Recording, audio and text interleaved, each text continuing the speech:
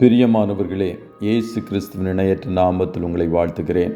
இந்த மன்னாற்றுடைய இந்த டெய்லி பாட்காஸ்டை கேட்கிற உங்கள் ஒவ்வொருவரையும் கர்த்தர் ஆசீர்வதிப்பாராக. 1 நாளாகமம் 11வது அதிகாரம் 5வது வசனம் இப்படியாய் கூறுகிறது. அப்பொழுது எபூசின் குடிகள் தாவீதை நோக்கி, நீ இதற்குள் பிரவேசிப்பதில்லை என்றார்கள். ஆனாலும் தாவீது சீயோன் கோட்டையை பிடித்தான், அது தாவீதின் நகரமாயிற்று என்பதாக. கோட்டைகள், ஃபோர்ட்ரஸஸ் என்ற தலைப்பின் கீழ் இன்றைய மன்னாவை தியானிக்கப் போகிறோம். தேவன் தம்முடைய ஜனங்களை சுற்றிலும் அரணும் கோட்டையுமாயிருக்கிறார்.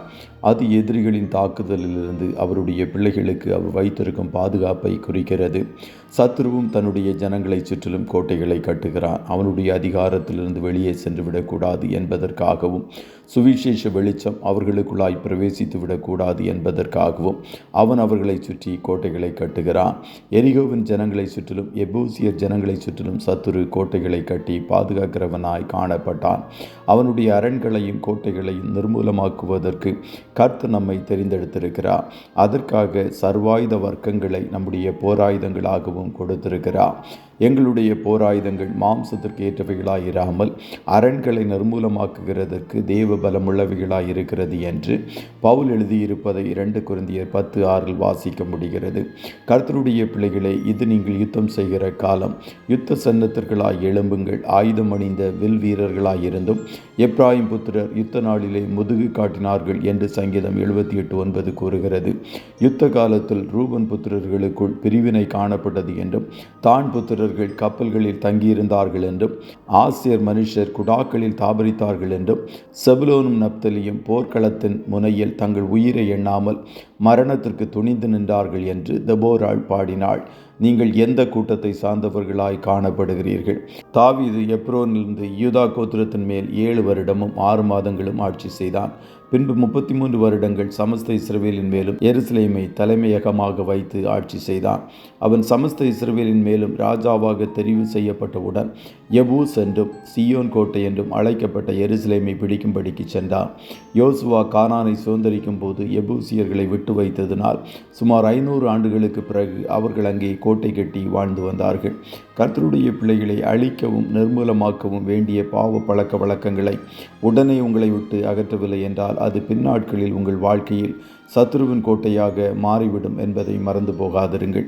செய்ய வேண்டியதை உடனுக்குடன் செய்யாததினால் அநேக பிசாசின் அரணுக்குள்ளாய், அவனுடைய கோட்டைக்குள்ளாய், அதாவது போதை வஸ்துக்கள், பாவ பழக்க வழக்கங்கள், இன்னும் இப்படிப்பட்ட பல பொல்லாத காரியங்களுக்குள் அடிமைகளாய் காணப்படுகிறார்கள்.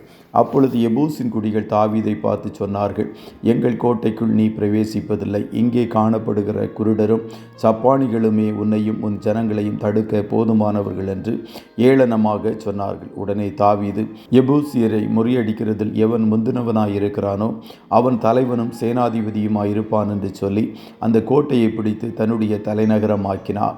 கர்த்தருடைய பிள்ளைகளை, சத்துரு ஜனங்களுடைய மனக்கண்களை குருடாக்கி அடிமைப்படுத்தி என் கையிலிருந்து யாராலும் விடுவிக்க முடியாது என்று தம்பட்டம் அடித்து கொண்டு காணப்படலாம்.